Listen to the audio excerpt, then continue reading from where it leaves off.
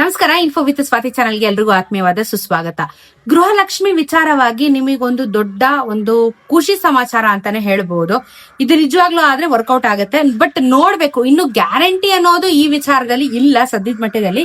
But ಆದ್ರೆ ತುಂಬಾ ಒಳ್ಳೇದಾಗುತ್ತೆ. ಸೊ ಏನಿದು ವಿಚಾರ, ಇದ್ರ ಬಗ್ಗೆ ನಾನು ಈ ವಿಡಿಯೋದಲ್ಲಿ ತಿಳಿಸ್ಕೊಡ್ತಾ ಹೋಗ್ತೀನಿ. ದಯವಿಟ್ಟು ಚಾನಲ್ ಸಬ್ಸ್ಕ್ರೈಬ್ ಮಾಡ್ಕೊಂಡು ವಿಡಿಯೋನ ಕಂಟಿನ್ಯೂಸ್ ಆಗಿ ವಾಚ್ ಮಾಡಿ.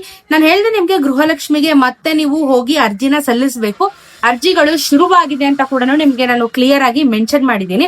ಸೊ ನೀವು ಇನ್ನು ಅರ್ಜಿ ಹಾಕಿಲ್ಲ ಅಂತ ಅಂದ್ರೆ ದಯವಿಟ್ಟು ಹೋಗಿ ಬೆಂಗಳೂರು ಕರ್ನಾಟಕವನ್ನು ಸೇವಾ ಸಿಂಧು ಕೇಂದ್ರಗಳಲ್ಲಿ ಅಪ್ಲಿಕೇಶನ್ಸ್ ಗಳನ್ನ ತಗೊಂತಾ ಇದ್ದಾರೆ. ನಿಮ್ಮ ಮನೆ ಬಾಗಿಲಿಗೆ ಬಂದು ಗೃಹಲಕ್ಷ್ಮಿ ಯೋಜನೆದು ಕ್ರಾಸ್ ವೆರಿಫಿಕೇಶನ್ ಆಗೋದಾಗ್ಲಿ ಅಥವಾ ಅಪ್ಲಿಕೇಶನ್ ನ ತಗೊಳ್ಳೋದಾಗ್ಲಿ ಮಾಡೋದಿಲ್ಲ.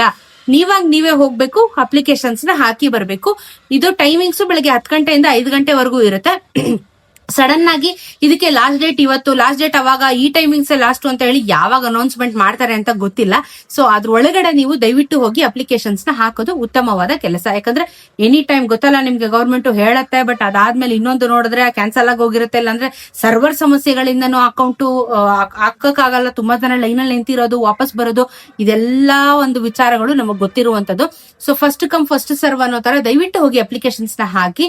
ಯಾಕಂದ್ರೆ ಇದಕ್ಕೆ ಟೈಮ್ ಡ್ಯೂರೇಷನ್ ಫಿಕ್ಸ್ ಮಾಡಿಲ್ಲ ಸದ್ಯದ ಮಟ್ಟದಲ್ಲಿ. ಬಟ್ ಫಿಕ್ಸ್ ಮಾಡ್ಬಿಟ್ರೆ ನೀವು ನಾಳೆ ಹಾಕೋಣ ಬಿಡು, ನಾಡಿದ್ದು ಹಾಕೋಣ ಬಿಡು ಅಂತ ಹೇಳಿದ್ರೆ ನಿಮ್ಗೂ ಗೃಹಲಕ್ಷ್ಮಿ ಯೋಜನೆ ಅಮೌಂಟ್ ಬರೋದಿಲ್ಲ, ಸಿಗೋದು ಇಲ್ಲ. ಅಂಡ್ ನಾನು ಕ್ಲಿಯರ್ ಆಗಿ ಹೇಳಿದೀನಿ, ವೋಟರ್ ಐಡಿ ಇದ್ರೆ ಮಾತ್ರ ಗೃಹಲಕ್ಷ್ಮಿ ಯೋಜನೆಗೆ ಅಮೌಂಟ್ ಇನ್ನು ಮುಂದೆ ನಿಮ್ಗೆ ಬರುವುದು ಅಂತ ಹೇಳ್ಬಿಟ್ಟು. ವೋಟರ್ ಐಡಿ ಇಲ್ಲ, ನಾವೇನಾದ್ರೂ ಹೊಸದಾಗಿ ವೋಟರ್ ಐಡಿ ಅಪ್ಲೈ ಮಾಡ್ಬಿಟ್ಟು ಗೃಹಲಕ್ಷ್ಮಿ ಯೋಜನೆಗೆ ಅಪ್ಲೈ ಮಾಡಬಹುದಾ ಅಂತಂದ್ರೆ, ವೋಟರ್ ಐಡಿ ಅಪ್ಲಿಕೇಶನ್ ಹಾಕಿದ್ರೆ ನಿಮ್ಗೆ ವೆರಿಫಿಕೇಶನ್ ಆಗಿ ಅಕ್ಟೋಬರ್ ವರ್ಗು ಅಪ್ರೂವಲ್ ನ ಕೊಡೋದಿಲ್ಲ. ಯಾಕಂದ್ರೆ ಇವಾಗ SIR ಅವರು ಮನೆಗ್ ಬಂದು ಈ ಒಂದು ಅಪ್ಲಿಕೇಶನ್ಸ್ ಗಳನ್ನ ಫಿಲ್ ಮಾಡ್ಕೊಂಡು ಎಲ್ಲಾನು ಮಾಡ್ತಾ ಇರೋದು ನಮ್ಗೆ ಗೊತ್ತಿದೆ. ಈಗ ಏನ್ ಹೇಳಿದಾರೆ, ತಿದ್ದುಪಡಿ ಆಗ್ಲಿ ಹೊಸ ಅಪ್ಲಿಕೇಶನ್ಸ್ ಆಗ್ಲಿ ನಾವು ಅಕ್ಟೋಬರ್ ನಂತರ ನಾವು ಅದನ್ನ ಅಪ್ರೂವಲ್ ಕೊಡುವಂತದ್ದು. ಈಗ ಜಸ್ಟ್ ಈ ಪ್ರೋಸೆಸ್ ನ ನಾವು ಮಾಡ್ತಾ ಇದೀವಿ ಅಂತ ಕ್ಲಿಯರ್ ಆಗಿ ಹೇಳಿದಾರೆ. ಸೊ ನೀವ್ ಇವಾಗ ಹಾಕಿದ್ರು ನಿಮಗೆ ಅಕ್ಟೋಬರ್ ಅಲ್ಲಿ ಇದು ಸಿಗುತ್ತೆ.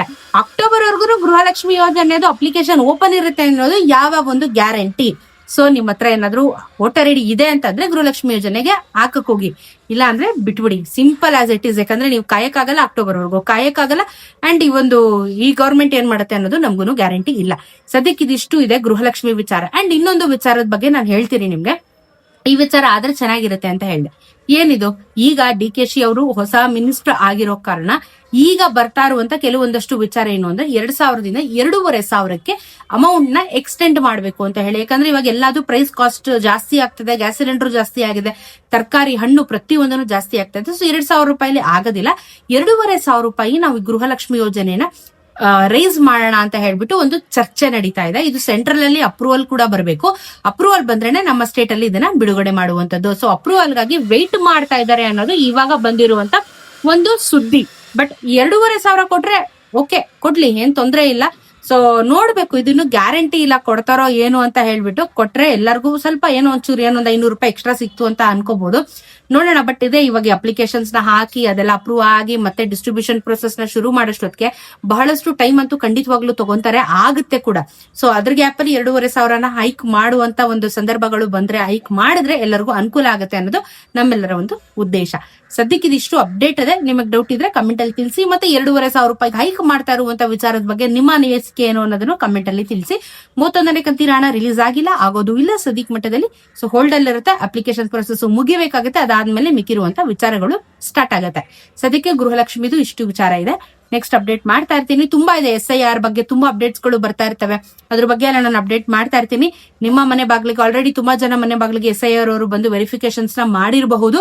ಸೊ ಏನಾಗ್ತಿದೆ, ಏನು ನಿಮ್ಮ ವೆರಿಫಿಕೇಶನ್ಸ್ ಆಯ್ತಾ, ಯಾವ ಜಿಲ್ಲೆ ಯಾವ ಭಾಗದವ್ರು ನಿಮ್ಗೆ ವೆರಿಫಿಕೇಶನ್ ಆಗಿದೆಯಾ ಅನ್ನೋದನ್ನ ಕಾಮೆಂಟ್ ಅಲ್ಲಿ ನಮ್ಗೆ ತಿಳಿಸಿ, ಯಾವ ಜಿಲ್ಲೆ ಯಾವತ್ತಾಯ್ತು ಅಂತ ಹೇಳ್ಬಿಟ್ಟು. ಸೊ ಅದರಿಂದ ಎಲ್ಲರಿಗೂ ಒಂದು ಓಕೆ, ನಮ್ಮ ಏರಿಯಾಗೆ ಬಂದಿದ್ದಾರೆ ಅಥವಾ ನಮ್ಮ ಒಂದು ಜಿಲ್ಲೆಗೆ ಬಂದಿದ್ದಾರೆ ಅಂತ ಕಾನ್ಫಿಡೆನ್ಸ್ ಕೂಡ ಬರುತ್ತೆ. ಸೊ ನೆಕ್ಸ್ಟ್ ಏನಾದ್ರು ಅಪ್ಡೇಟ್ ಮಾಡ್ತೀನಿ. ಚಾನೆಲ್ ಸಬ್ಸ್ಕ್ರೈಬ್ ಮಾಡ್ಕೊಳ್ಳಿ. ನಮಸ್ಕಾರ.